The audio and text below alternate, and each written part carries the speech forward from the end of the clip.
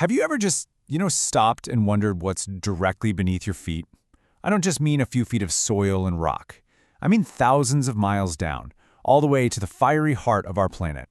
Well, today, we're taking that exact journey. We're going to peel back the layers of the Earth, one by one, and really discover what our world is made of. But before we start our big descent, let's get some perspective. Let's start with a question. How far have we, humanity, actually managed to dig into our own planet?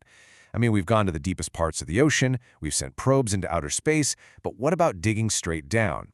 The answer, well, it's probably not what you think. So this is it. This is the deepest points humanity has ever reached by digging. It's called the Kola Superdeep borehole over in Russia, and it is a staggering 12.2 kilometers deep. To put that in perspective for you, that's actually deeper than Mount Everest is tall. It took scientists almost 20 years to drill that far down. But, in the grand scheme of our journey to the center of the Earth, what does this monumental effort actually represent? Yeah, you're seeing that right, 0.2%. After all that work, that incredible depth represents just a tiny fraction of the total distance to the Earth's center. We've barely, and I mean barely, scratched the surface. So if we can't physically get there, how in the world do we know what lies thousands of miles beneath our feet?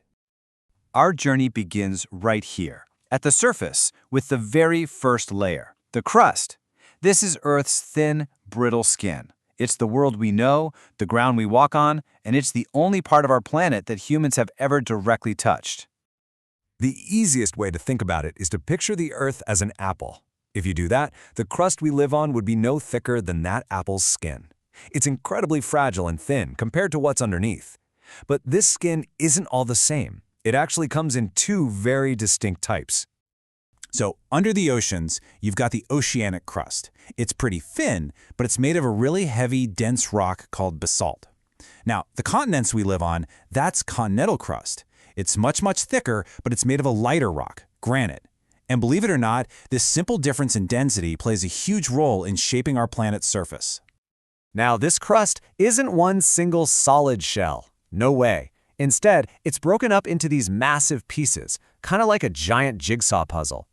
These are the tectonic plates, and they are constantly shifting around, floating on the hotter, softer layer right beneath them. This never-ending motion is what we call plate tectonics, and it's the engine behind earthquakes, volcanoes, and even the creation of massive mountain ranges. Okay, let's push deeper. We're going past the crust now and into the single largest layer of our planet by far. We have now arrived at the mighty mantle. The mantle is just enormous. It's hard to even wrap your head around it. This thick layer of superheated rock makes up a staggering 84% of Earth's total volume. Just about everything that happens deep inside our planet, it's happening right here. And here is where things get really, really weird. Okay, so the mantle is solid rock, but under the incredible heat and pressure at this depth, it actually behaves kind of like a plastic. Over millions of years, it flows and churns like incredibly thick, hot caramel or asphalt. This super slow flow creates these powerful convection currents, almost like the world's largest, slowest lava lamp. Hot material rises up, it cools off near the top, and then it sinks back down. And this is the powerful engine that's driving plate tectonics, constantly reshaping the surface of our world up above. We've reached the final leg of our journey. We're pushing through that vast mantle, and now we enter the most extreme environment on our entire planet, the core. About 1,800 miles beneath the surface, the rock just gives way to metal. We have officially entered the outer core, a turbulent, swirling ocean of scorching hot liquid iron and nickel. The temperatures here are just unimaginable. We're talking up to 9,000 degrees Fahrenheit. Let that sink in for a second. That's as hot as the surface of the sun. This incredible heat is what melts the metal into that swirling, convecting liquid. But believe it or not, it gets even hotter as we go deeper. Right at the very center of the Earth, we find a complete paradox. It's even hotter here than in the outer core. Yet, the inner core is a solid sphere of iron and nickel. How on earth is that possible? Well, the answer is pressure. The weight of the entire planet is crushing down on the center, creating pressure that is over 3 million times greater than what we feel at the surface. This immense force is so powerful that it literally squeezes the iron and nickel atoms together, forcing them into a solid state, even with that incredible off-the-charts heat. So, we've done it. We've journeyed from the crust all the way to the core. Now let's pull back and see how these incredible layers work together as one single dynamic system to make our planet what it is. Okay, one of the most critical jobs of the core is generating Earth's magnetic field. That swirling liquid metal in the outer core acts like a massive electrical generator. It's called a geodynamo. This process creates a protective magnetic bubble around our planet, and it shields all of us from dangerous solar radiation. Without it, life as we know it simply couldn't exist. You know, Earth wasn't always layered like this. Not at all. When our planet first formed, it was pretty much a uniform ball of hot, molten stuff. But over millions of years, gravity took over. The heaviest elements, like iron and nickel, they sank to the center to form the core. Lighter materials floated upwards to become the mantle and crust. This whole sorting process, it's called planetary differentiation, and it's actually still happening today as the inner core continues to slowly freeze and grow. Which, of course, brings us right back to our original question.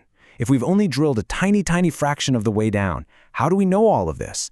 How have scientists pieced together such a detailed, incredible picture of our planet's inside? Well, scientists basically work like planetary detectives. They use all these indirect clues to figure out what's deep underground. And their most powerful tool? Seismic waves, the shock waves from earthquakes. By studying how these waves travel through the Earth, how they bend, reflect, and change speed, geologists can map out the different layers.